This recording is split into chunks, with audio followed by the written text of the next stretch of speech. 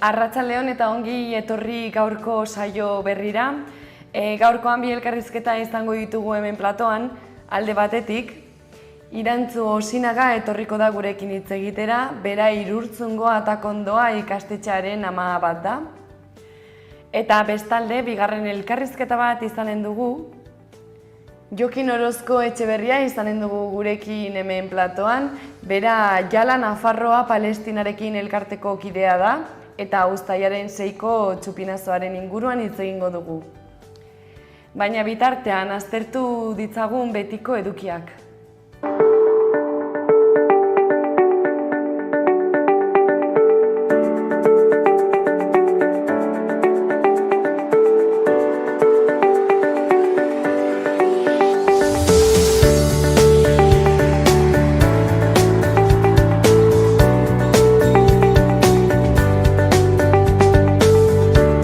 Ekainaren 23 da, ikus ditzagun zeintzuk diren gaurko efemerideak. 1751ko ekainaren 23an Bolivian jaio zen Gregoria Apazanina, Aimara herri indigenako buruzagi iraultzailea. Peru garaian Espainiarren aurka egin zuten iraultzan generala izan zen eta hainbat gudutan matxinatuen buruzagia ere bai. 1782an Espainiarrek torturatu eta hil zuten. Gaur bezalako egun batean, baina 1940an gizazo moduko bat ireki zuten Lisboan. Portugalgo munduko erakusketaren parte gisa, Salazar diktadorearen proiektu politikoa irudikatu asmoz, Ginea Bisauko Bisago Suarteetako herritarrak jendaurrean erakutsi zituzten. Dantza eta musika ikuskizun tradizionala Kokasiorako espresuki eraikitako belardi tropikal batean eman behar izan zituzten. Argazkian ikus daiteke artifizialki eraikitako Bijagos artxipielagoko irla baten simulazioa.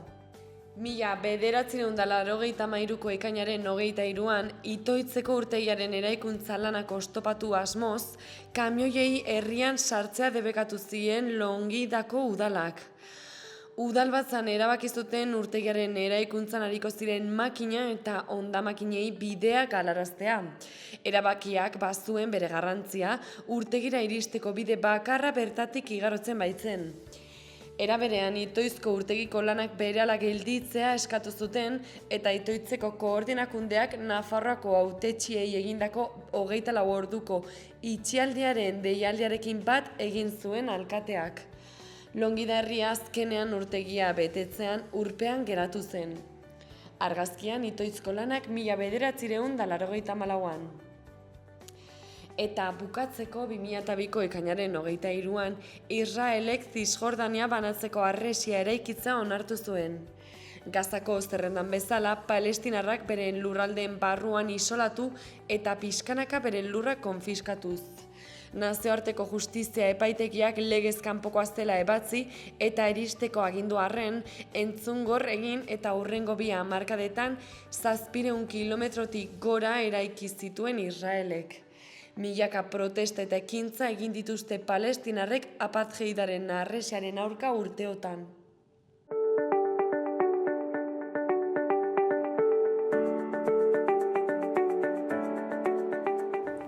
Eta orain, aztertu ditzagun egunkarien azalak. Diario de Notiziasen lerroburu nagusian, Amerikako Estatu Batuek Irango instalazio nuklearrei eraso egin die eta tentsioa igo da ekialde hurbilean. Eta egunkaria gehitzen du. Washingtonen esanetan Iraneko programa nuklearra suntsituta geratu da. Teheran kesu da elkarrizketa ez errespetatzeagatik eta erantzuteko eskubidea gordetzen du. Honen azpian egunkariak gorriz nabarmendu du, NATOk onartu diola Sánchezi defentsako gastua 5% ez igotzeko. Eta argazki nagusi bezala, Tel Aviveko kaletan dagoen kartel batek eskerrak eman dizkio Trumpi Israeli emandako babesagatik. Beherago egunkariak 3 lerroburu nabarmendu ditu hori kolorez. Lehenengoa, Jala Nafarroa giza eskubideen aldeko borroka kolektiboa. Eta argazkian udaletxeko plazan egindako Palestinaren aldeko mobilizazio bat azaltzen da. Bigarren lerroburuak dio festa batek, hilaren 28an, Izabako zinemari balioa emango diola Pirinioetan bakarra. eta argazkian zinema agertzen da. Bukatzeko hirugarren lerroburua, Mixed Ability nazioarteko txapelketak 1400 kirolari bildu ditu Iruñean, eta argazkian hainbat parte hartzaile. Orain eskuinaldeko lerroburuak aztertuko ditugu.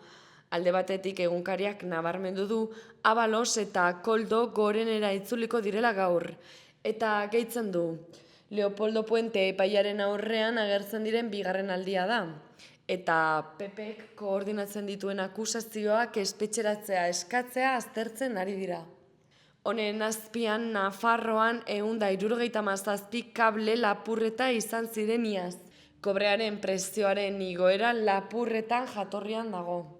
Bestalde egunkariak dio, Nenikes Roldan Podemosen buru izateko hautagaia gobernuan egoteko uzkur. Eta azken lerroburuak bukatzeko horrela dio. 970 hautagai 110 plazatara irakasleen EPEko euskara proban. Diario de Navarra egunkarian argazki handi batek lagunduta horrela dio lerroburu nagusiak. Trumpek programa nukleari egindako erasoak mundua astintzen du. Eta gehitzen du, Amerikako Estatu Batuek 3 instalazio nuklear bombardatu ditu ohiko armategi aurreratuenarekin. Teheran Hormuzeko itsasartea ixtearekin mehatxu egin du munduko petrolioaren funtsezko ibilbidea. Eta argazkian Trump agertzen da erasoa iragarriz. Eta honen atzean estatuko idazkaria Marco Rubio. Honen azpian datu zentro handi bat proiektatu dute Gazolazen. Azaltzen du VDR taldearen diseinuaren inbertsioa 3.300 milioi eurokoa izango litzateke eta hainbat fasetan luzatuko litzateke 2029 urtera arte. Azpiegiturak 300 megabatio beharko luke errendimendu betean dagoenean eta 2.600 lanpostu sortzea espero ditu. Aztalaren eskuineko aldeko lerroburuen artean, lehenengoa gorriz azpimarratuta horrela dio. Koldo Garzia gehiegi grabatzen zuen gizona. Eta azpian, argazki batek lagunduta, kalean lo egiten duen munduko txapelduna. Orain, aztalaren goiko aldera itzulita, kolorez azpimarratutako 3 lerroburu daude. Eta lehenengoak horrela dio. Korpuseko prozesioak alde zaharra zeharkatu du. Bigarrenak, beroaren eta oroitzapenaren azpian. Eta bukatzeko listik agurra esan dio gaur Mirandesi eta Osasunara helduko da. Gararen lerroburu nagusian, Trumpek Irani eraso egin dio eta gerra igo du. Irango instalazio nuklearren aurkako erasoak eraso sionistarekin bat egin du, nazioarteko arauak urratu ditu eta bide diplomatikoa itsutu du. Argazki nagusian, Isfahanen satelite irudia saltzen da bombardaketaren aurretik eta ondoren. Azalaren ezkerreko aldean, asteko, Jaiondoko alferraren lehenengo alea Aiton Amonek bilobekin denbora pasatzeko aukera. Bestalde, Xavier Barrutia eta Ibai Silikato Silitia taldeko kiden aipuan nabarmendu du egunkariak. Gure kontzertu bat aztoramendu totala da ikuslearentzat. Eta orain, Azalaren eskuineko aldean, Miguel Angel Arozenaren Iker Baskeko kudeatzailearen aipua nabarmendu du egunkariak. Euskadin ez dago prestakuntza kuantikorik gaur egun. Beherago Iñaki Irigoyenen reportajaren lerroburuak dio, mende erdi Niuriko epaitegitik 12 preso errepublikarrek ihes egin zutela. Preso guztien ametsa ihes egitea bada ere, Irako voluntariontzat Britaniarren okupaziori aurre egiteko estrategia izan zen. 50 urte bete dira ihesaldi ikusgarrienetako bat gertatu zenetik. Honen azpian Peperi buruz ahal duenak egin dezalaren ondoren, Aznarrek alerta konstituzionala erabiltzen du amu gisa. Eta bukatzeko azken lerroburuak futbolari buruz horrela dio. Sansek bigarren mailara igotzea lortu du partida agoniko baten ostean.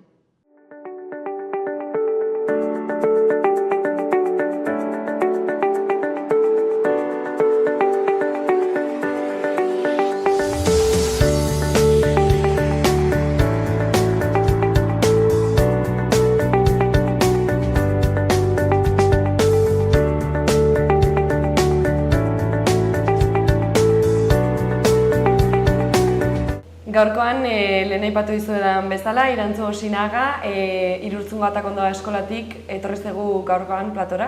Zer moduz, Irantzu, ongi? Aupa, kaixo, egunon. Bai, ondo. Arduratuta, baina ondo. Claro. Bueno, horrela, pixkat estuguran jartzeko Atakondoa eskola, Irurtzungoa, aurrezkuntzatik, DBH bigarren mailara arte eskaintzen ditu baitu kurtsoak, azaldu pixkat nahi baduzu. Bai, nahiko ikastetxe berezia da Nafarroa mailan, ez daude horrelako asko ere, hori da, hartzen du aurrezkuntzako etapa guztia, lehen hezkuntzakoa eta bigarren hezkuntzako lehenengo zikloa, bat eta bi mailak, bi eredutan euskaraz eta gazteleraz. Horregatik kudeatzeko eta pixka bat zaila da, eta justo oraintxe bertan gainera betetzen ari gara 50. urte hurrena. Orduan ja ikastetxe nahiko zaharra eta bai, berezia ezaugarri oso zehatzekin. Eta gutxi gora beraz, zenbat ikasle daude edo ez dakit kopurua zehazki badakizun? Jo, oraintxe bertan enizun esango ez dakit zenbat ikasle hartuko dituen, ez dakit. Baina asko ez da, azken erderazkoa eta euskarazkoa aipatu baldin baduzu DBH bi arte. Bai, behin baino gehiagotan esan dizkidate datuak, eta 50. urtearen ekitaldian ere bai aipatu genuen, baina beti zenbakieki ez egiten didate. Baina bai, azkenean kopurutsua da eta gainera ez bakarrik Irurtzun, baizik eta aldamenean dauden herri asko hartzen dute, bai. Eta, konta eguzu, orain, zergatik etorri zara hona ez gertatzen ari da Atakondoa eskolarekin? Bale, duela 2 aste, zuzendaritzatik, guraso bezala, e-mail bat jaso genuen, pixka bat gure seme-alabek urrengo ikasturtean, 25-26. ikasturtean, biziko duten egoera pixka bat egoerari buruz informatuz. Eta egoera hori zen, eta beti ere aurreikuspenen arabera, oraindik ezohiko azterketak eta ez zirelako egin, aurreikusten zen 32-33 ikasle izan zitezkela bigarren DBH-en. Eta gauzak horrela, hezkuntza departamentuak orain lehenengo DBH-en dauden bezala bigeletan egotea baimendu ezean proposatzen zuen guzti horiek gela bakar batean sartzea. 32-33 ikasle gehi CBU programako ikasle bat ere sartuko litzateke eta bere PTA.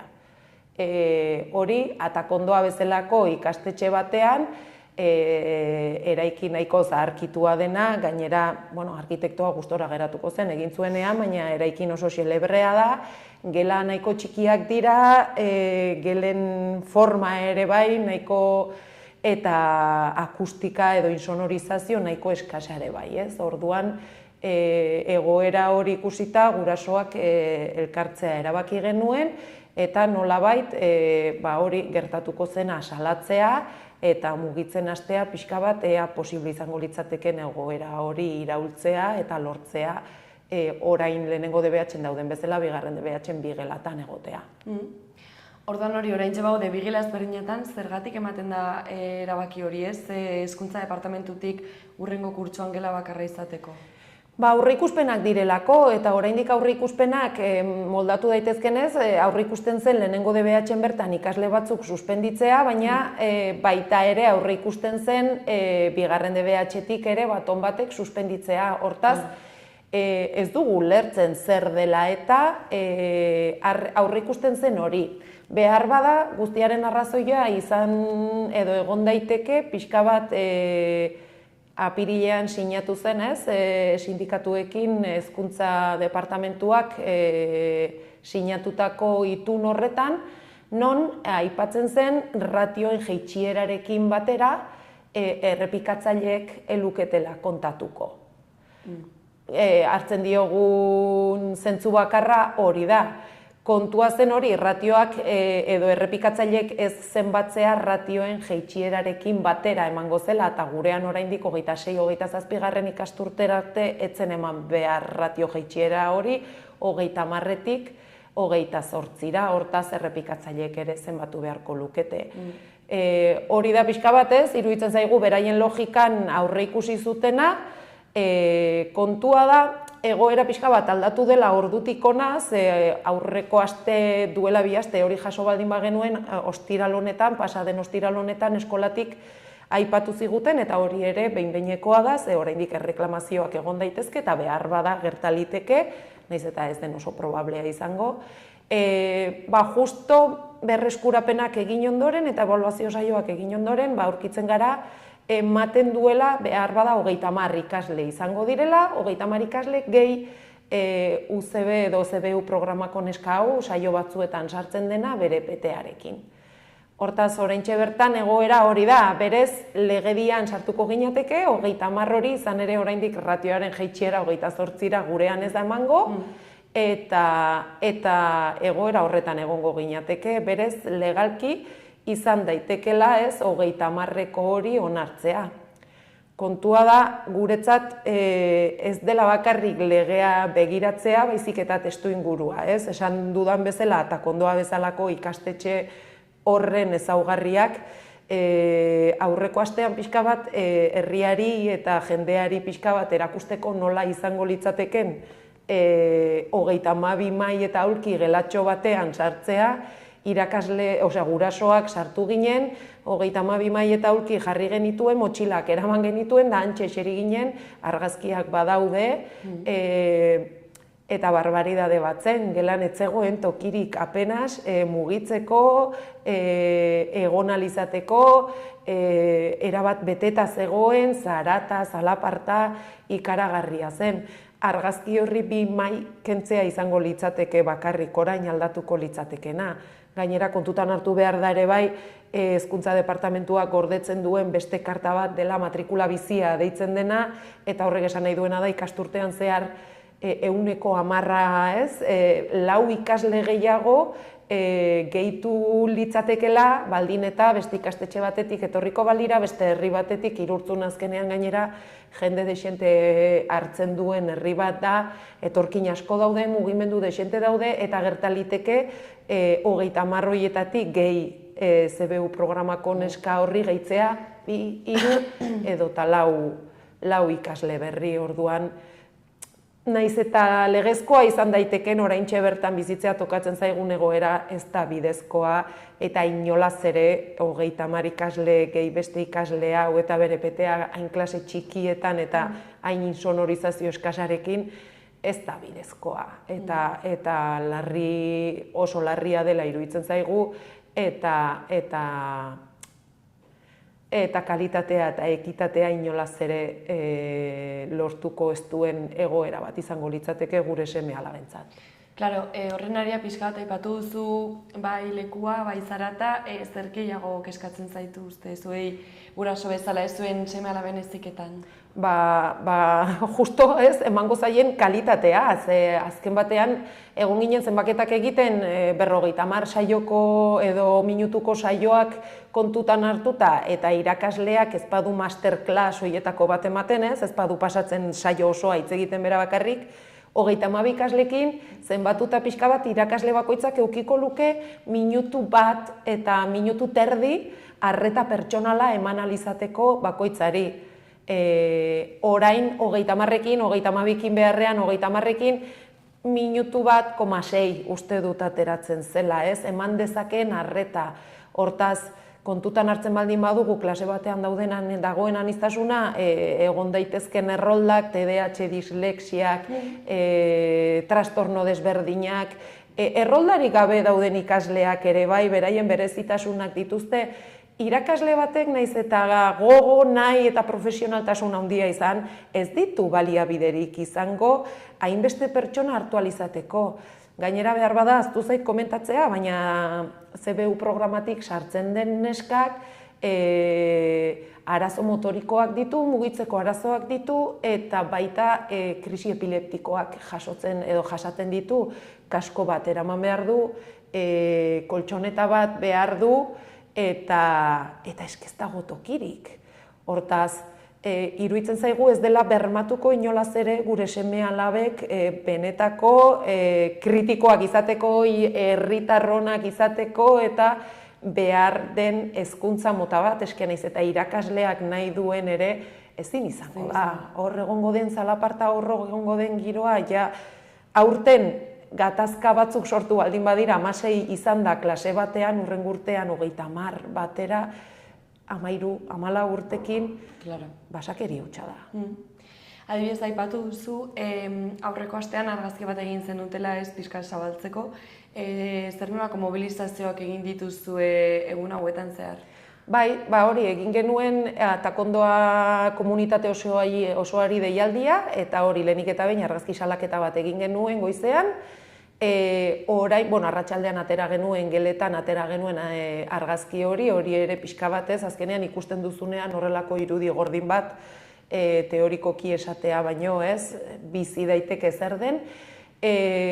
Biharko planeatuta daukagu Hezkuntza Departamentuaren aurrean eta sindikatu gehiengoarekin, ituna sinatu ez zuten gehiengoarekin, kontzentrazio bat, izan ere instantziak sartuko ditugu Hezkuntza Departamentuan, pixka bat egoera hau salatzeko, eta badazpada ere uztailaren hasierarako ere baimena eskatuta daukagu beste mobilizazio bat egiteko Hezkuntza Departamentuan, eta joango gara ikusten Hezkuntza Departamentuak ematen duen erantzunaren arabera guk ere ze jokaera daukagu. Eta orain arte jaso duzuen erantzuna edo erantzunik jaso alduzue?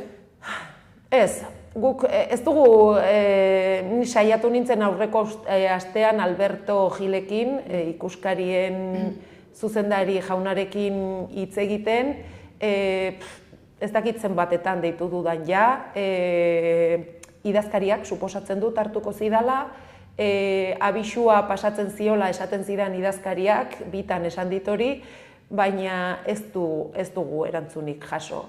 Daukagun erantzun bakarra da pixka bat, egoera horren aurrean, zentroko ikuskariak eman zituen erantzunak, ez? Izan ere ikasketa buruak erakutsi zion nola geratuko litzatekeen klase bat 32 aulkikin orduan, berdin zait kendu 2 eta jarri 30.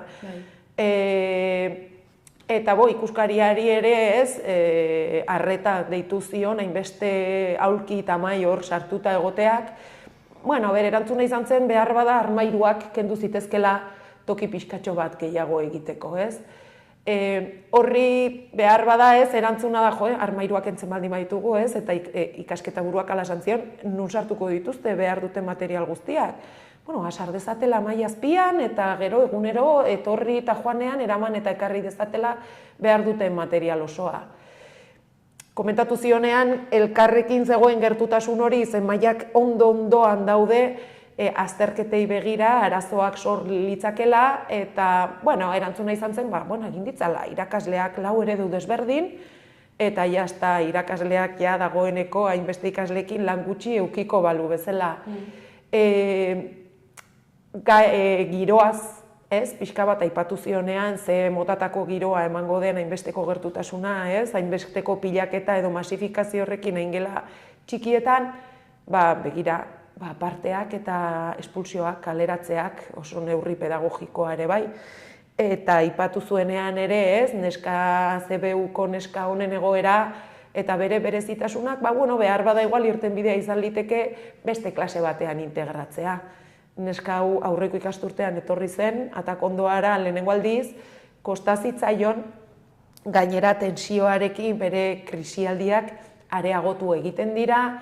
Erantzuna izan zen behar bada integratu dadila beste klase batean. Beste klase batean, suposatzen dut, bigarren DBH-en ez balira egongo klase gehiagorik, DBH bateko klase batean sartu beharko lukela eta berriz zerotik hasi integrazio horretan, orduan benetan integrazioa nun dago, ez? Orduan, ez zaigu iruditzen horrelako erantzunak bidezkoak direnik, zilegizkoak direnik, eta benetan guraso bezala planteatzen duguna da benetan nahiko lukete, beraiek ere, Irurtzungo ikuskariak edo Jimenok edo Alberto Gilek nahiko lukete beraien seme-alabak giro horretan ikastea, egoera horretan egotea, ez dut uste.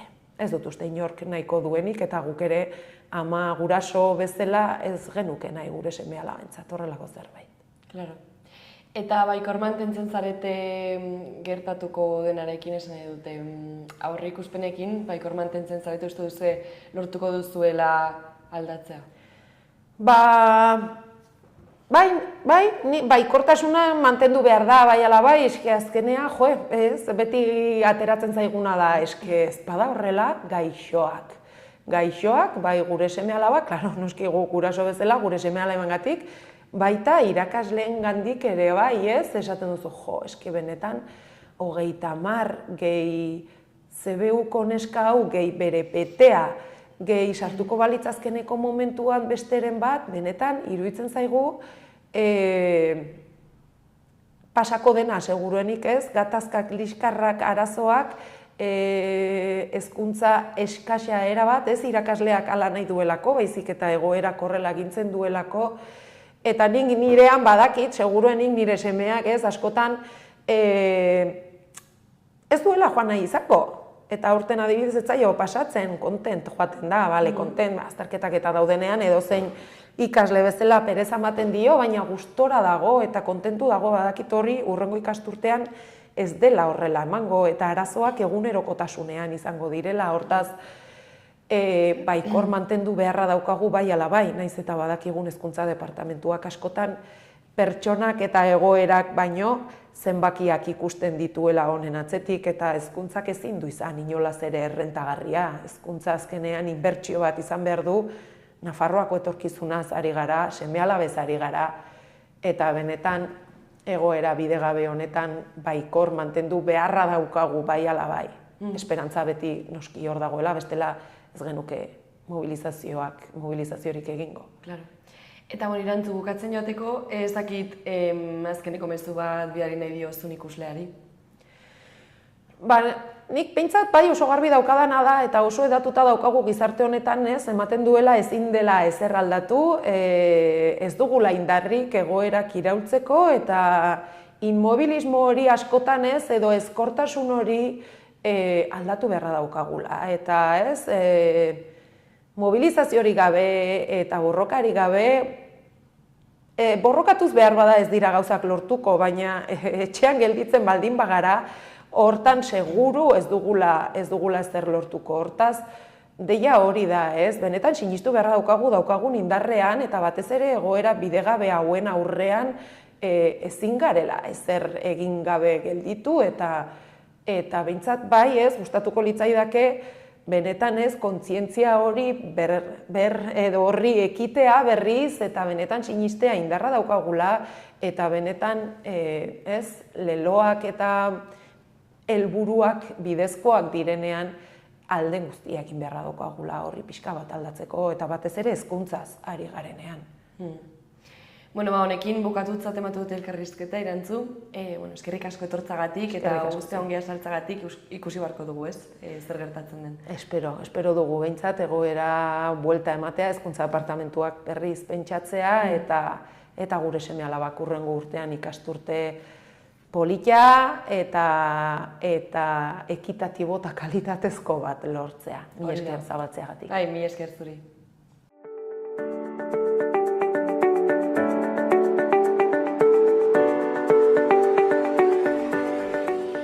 Ikus dezagun orain gaurko eta biharko eguraldiaren iragarpena zein den. Astelehenean ipar partean lainotuta egongo da goizean eta tantaren bat edo beste bota dezake. Baina arratsaldeak aurrera egin ahala ostarteak gailentzen joango dira. Hegoaldean berriz oskarbi egongo da, soilik erdi mailako hodeiak eta goi hodeiak ikusiko ditugu. Egunaren amaieran zaparrada trumoitsuak bota ditzake, eta ipar-ekialdeko haizea ibiliko da eta temperaturan ez dugu aldaketa handirik sumatuko. Asteartean ez egonkortasuna handia izango da oraindik ere. Goiz lasaia izango dugu eta zeruan erdi mailako hodei eta goi hodeiak finak baino ez dira agertuko. Arratsaletik aurrera giroa nahasten hasiko da eta zaparradak botako ditu baita trumoi ekaitza ere. Ekialdeko eta hego-ekialdeko haizea ibiliko da eta temperaturak gora egingo du batez ere Kantauri isurialdean. Bertan termometroek 30 gradu zentigradoko muga gaindituko dute berriro ere.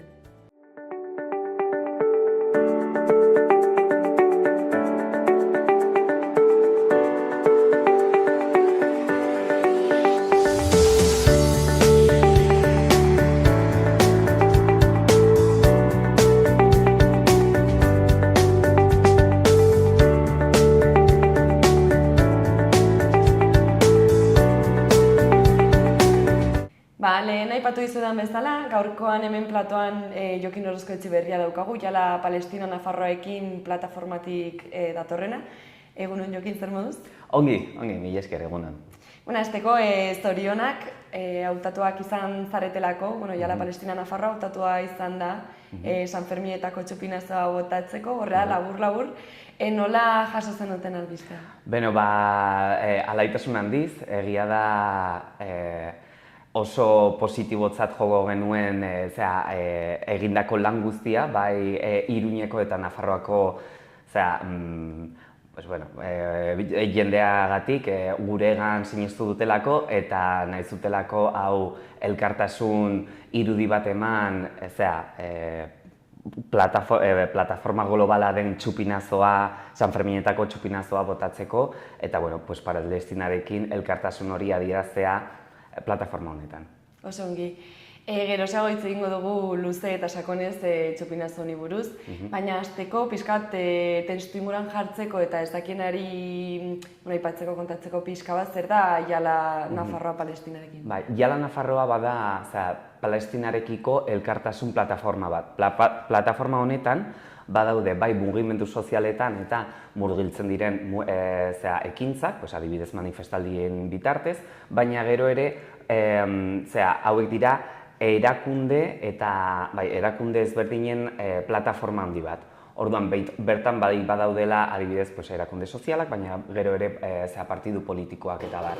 Eta gero gure intentzioa edo bada mugimendu sozial hauek zelako inpaktua edo nolabaiteko eragina izatea eremu politiko batean edo udaletxekoan, ez da? Orduan, horregatik, mugimendu sozialetatik, gero ere badago eragin edo erantzun bat politikoki. Azkenean udaletxetan adibidez, eman diren ekintza ezberdinak izan da aurten adibidez olibondo baten landaketa, izan da udaletxe ezberdinetan, eta gero ere batez ere mozioen bitartez Palestinaren elkartasuna eta azkenean Israelekiko zigorrak edo desinbertsioak ere bultzatzea. Ez dakit datu zehatzak izango dituzun, baina Palestinaren eta Israelen arteko konfliktoa duela urte asko hasi zen, 72 urte inguruztu hasi zela. Nola eta noiz sortzen da jala? Jala sortzen da, azken 20 hilabetetan gertatu den gerra genozida honen bitartez. Azkenean, genozidioa eta derrigorrezko desplazamendu honen, Palestinaren herriaren desplazamendu honen kausak eta eraginak izan dira ez bakarrik duela 20 hilabete gertatu zirenetik, baizik eta 1948tik gertatutakoa. Hemen Nafarroan, Iruñan eta orokorrean Euskal Herrian badugu honen inguruko elkartasun eta jakintza handia. Eta orduan, gauza da azken aldi honetan egoera jasanezina izan da. Ez bakarrik Gazan, baizik eta gero ere Zisjordanian eta okupatutako Palestinarren territorioetan. Orduan, jala Nafarroa bai sortu zela genozidio honen erantzunez, baina oinarri bat bazegoen jada gure gizartean. Orduan, errazagoa izan zen batez ere mugimendu eta eragin aldakor hau bultzatzea. Eta nolakoa izaten da, pixkat aipatu duzu nola lan egiten duen jalak, baina nolakoa izaten da militantziaren egunerokotasuna, ez? Ez du gaipatu duzun bezala, oso egoera latza bizitzen ari dira Palestinako herritarrak, laguntza hori eskaintzeko ez nolakoa da? Jalak bai, eremu ezberdinak dauzka, ez? Eta azkenean nik uste badela mugimendu anitz bat, eta azkenean, horretan Nafar edo gizarteak duen potentzial hori ere Palestinarekiko mugitzea. Orduan, eremu ezberdinak hartzen ditu, adibidez irakasleen, medikuntza eremuko profesionalen, zuhiltzaileen antolakundeak edo badaude, honen inguruan hasi zen jala gutxi gora bera, hori ez, Claro, azkenean gertatu zena, pues, ospitaletako azpiegiturak eta denak suntzitu zirenean, eta pues, mobilizazio bezala, ez? Azkenean eremu hauek nola mobiliza dezakegun edo ditzakegun, hemendik nola baiteko, ez dakit, bisibilizazio bat, ez? Edo hau guztia ikustarazteko. Orduan, bai, eremu ezberdinak ditu, orduan, beti ere oinarriko ez dakit, base batengatik, eta orduan bertatik abiatuta, gero ere eragina daude, batez ere hori, eragin publiko eta politiko bat izateko. Orduan jala badago bai Nafarroa osoan, eta gero ere badaude batez ere Iruñean, Lizarran, Tuteran, eta gutxi gora bera erdiko zonaldean, baina gero ere udaletxetan eta beti ere laguntza eta elkartasuna badago. Orduan, jalak azkenean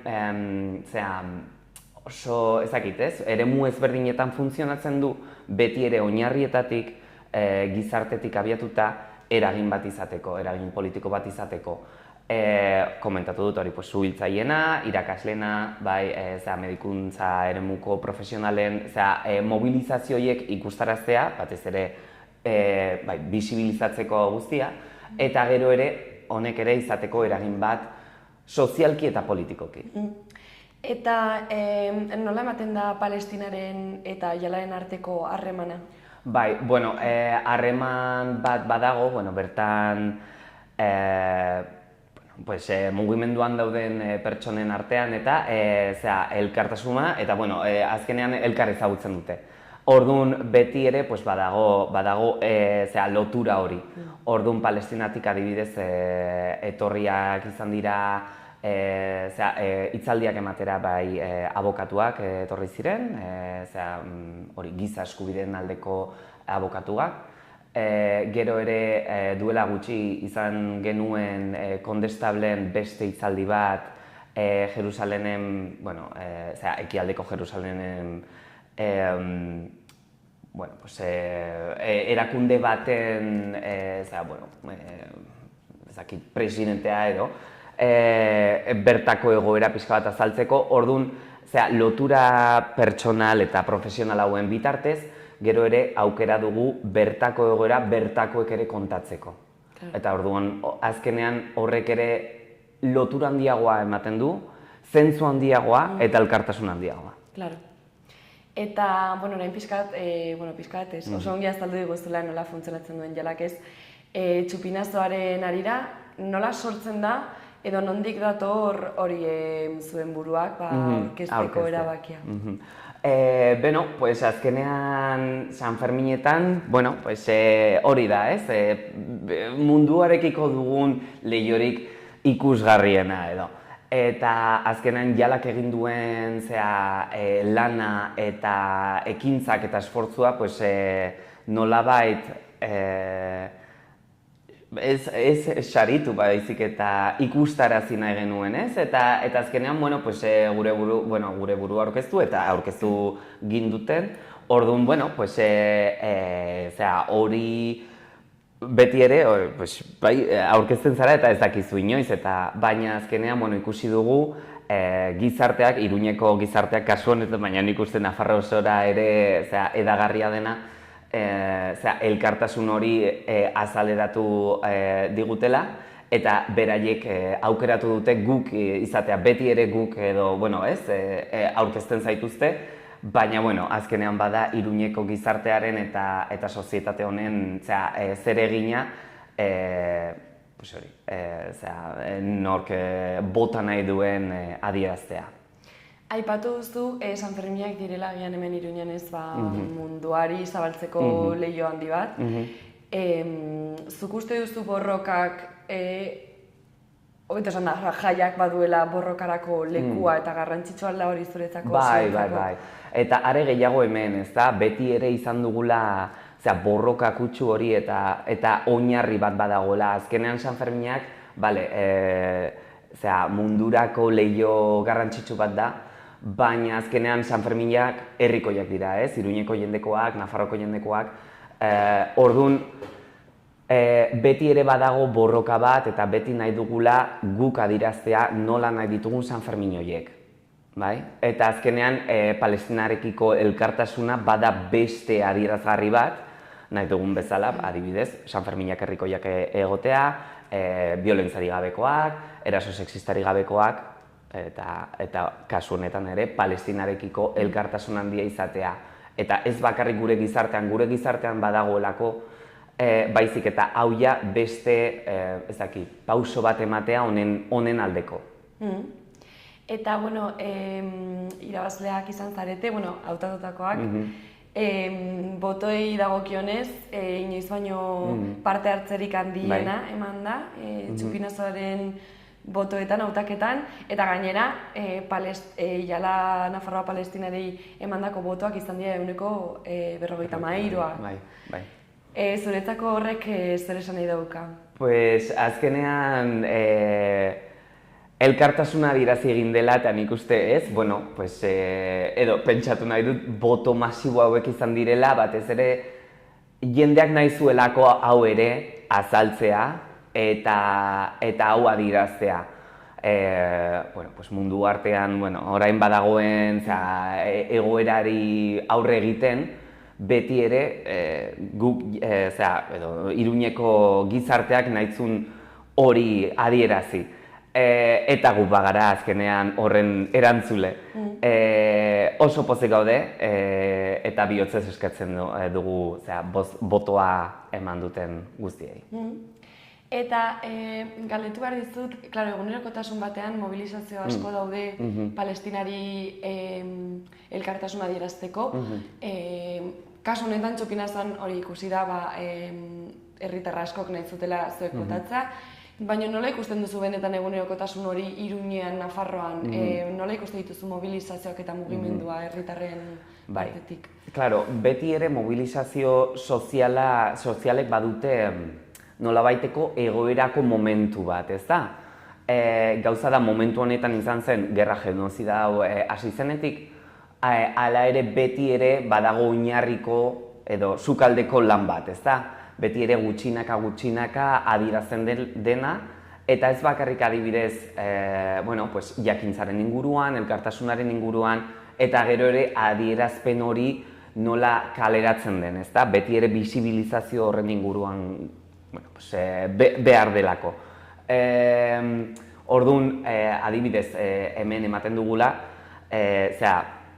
Iruñean ikusten da, zelako elkartasuna dagoen, adibidez, kanpotik datorren norbait, edo beti ere, Palestinaren aldeko banderolak ikusten ditugu, gero ere mezuak ere bai, eta nabaritzen da hori, ez? Orduan, kasu honen inguruan izan dela orain, jasanezina den egoera baten ondorioz, zelako elkartasuna adierazi nahi dugun. Eta hori da azkenean jalak egiten duena, eta gero ere gizarteak nahi duena. Eta behar duena, batez ere, erantzun politiko bat izateko. Orduan, mobilizazio honek beti ere izan behar du nolabaiteko eragin bat, eta azkenean guk ere nahi dugula, guk herritar bezala, hemen bizi eta lan egiten dugunok, zenolako adibidez, zenolako erlazioak nahi ditugun sortu, eta zenolako zer jasaten dugun eta zer ezin dugun jasan. Eta hau izan da horrelako egoera bat, eta horrela adierazi dute. Eta zuk pertsonalki, Jokin, nola imaginatzen duzu uztailaren 6a? Giroa, plaza... Niri gustatuko litzaidake, dena banderolaz beteta ikustea. Hemen ez bakarrik badakite egonen dela, baina baizik eta jai eta laitasun giro horretan ere borroka egotea. Eta azkenean badakit, jende ezberdin eta unitzea asko datorrela mundu osotik, eta beraiek ere ikustea zenolako ambientean dauden, ez? Ez bakarrik Palestinarekiko baizik eta hemen bai Palestinaren aldekoak, bai zelako borroka dagoen eta hori errespetatu behar dutela. Azkenean gure hiria da, guk erabaki dugu, demokratikoki, eta azkenean hori da eman nahi dugun itxura eta irudia munduari. Eta orduan, pues hori, azkenean jende asko dator eta errespetatu behar dute, bai, bueno, pues, guk, jaia nola antolatu nahi dugun eta nola eraman nahi dugun hori. Eta, bueno, zuk uste horrelako ekintzek eta, bueno, orokorrean mobilizazioek zerbaiterako balio dutela, hau da, herritarrok egin ditzazkegun gauza guztien artean borrokan laguntzeko, Palestinari elkartasuna emateko, adierazteko esan dut, balio dute horrelako ekintzek? Pues badakit, azkenean, claro, guk ikusi nahi dugun aldaketa, agian momentukoa gustatuko litzaigukela izatea, baina errealitatea ez da horrela. Beti ere, azkenean lortu behar duguna da, konstantzia bat, eta mezu honek azkenean, eta kasu honetan Palestinaren inguruan, jarraitzen hitz egiten, giza eskubideen eta baloreen inguruko honetan jardutea nazioarteko zuzenbidean, eta azkenean hau ez dela bakarrik giza eskubideen aldeko mugimendua, ez bakarrik hori, baizik eta mobilizazio politiko eta sozial bat. Orduan, bai, horretan nahi dugula jardun eta ekin. Aipatu dugu lehenago, Jalak baduela harremana Palestinarekin, Palestinako herritarrekin. Nola jaso dute Txupinazaren albistea? Azaldu behar izan diezu ez diren San Ferminak zer gertatuko den egun horretan? Bai, klaro, azkenean dena nik uste beraientzat garrantzitsua dena bisibilizazioa da, ez? Ikustaraztea. Eta azkenean agian ez dute ulertzen edo, ez? Zenolako eragina izan dezaken honek, baina guretako ez, bada justo momentu bat, non ez bakarrik Txupinazoan baizik eta 9 egunez, Irunea honen ikusgai izango dela. Ez bakarrik San Ferminen inguruan, baizik eta Palestinaren elkartasunarekiko ikusgai izango dela.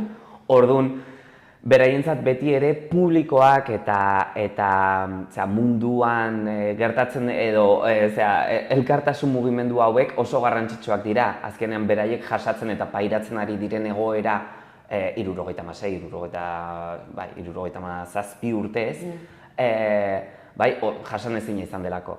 Eta bazirudien munduak bizkarra eman diela. Baina hori ez da horrela, ez? Eta azkenean, oinarritik saiatzen gara, gutxinaka egoera aldatu. Azkenean, genozidioaren inguruko orain, momentu honetan genozidioa dago gertatzen ari dela, gure aurrean, ez? Eta egunero ikusten dugula, baina gero ere, apartheid sistema bat dagoela, giza eskubideak urratzen ari direla etengabe, eta azkenean, nolabait, esfera politikoan, eta internazionalean beti ere zailagoa da honek guztiak agian islatzea edo aldaketa bat izatea, baina gutxinaka guk nahi duguna da behartzea eta gure ahotsa entzuna izana. Orduan, bai. Duela gutxi Txupinazoaren hautaketaren ondoren, Jala Palestinarako kide baten elkarrezketa ikusi nuen, berak aipatzen zuen Palestinatik pixkat bialtzen zuten mezua zela, ez dezagula ahaztu, zer gertatzen ari den, benetan beharrezkoa da hori, garrantzitsua da. Bai, azkenean ikusten ez dena, hitz egiten ez dena, ez da existitzen, ez? Orduan, beraientzat oso garrantzitsua da Palestinaren inguruan hitz egiten jarraitzea. Ikustaraztea zelako, non kokatzen dugun gure burua honetan. Ez da bakarrik gerra, ez da bertan bakarrik gertatzen, hemen hasten da. Eta azkenean guk ere badugu zer esana honen inguruan, eta nola, eta zein lekutan posizionatu nahi dugun gure burua honen inguruan. Orduan, hemendik ere hasten dugu borroka eta ekintza, eta nola haraino eda daiteken, ez? Eta ez bakarrik agian orain, gero Euskal Herri mailan edo Nafarro mailan, baina gero estatu mailan, Europa mailan ere bai, eta nola presio horrek gutxinaka, tantaka, bere eragina izanen du.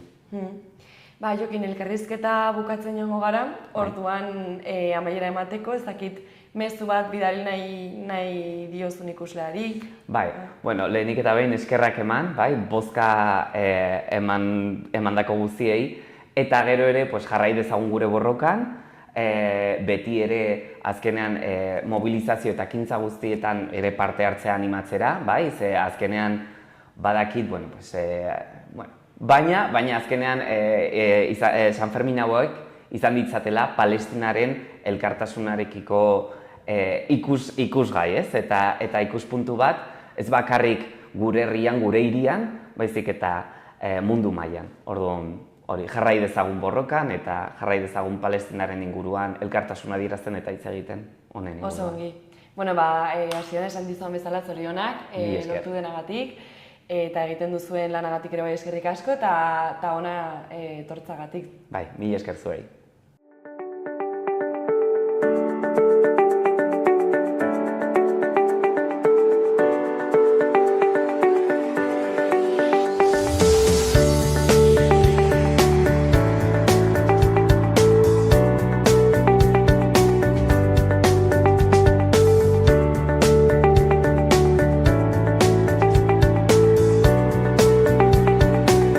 Honekin bukatutzat emango dugu gaurko saioa, eskerrik asko zuen arretagatik eta bihar arte.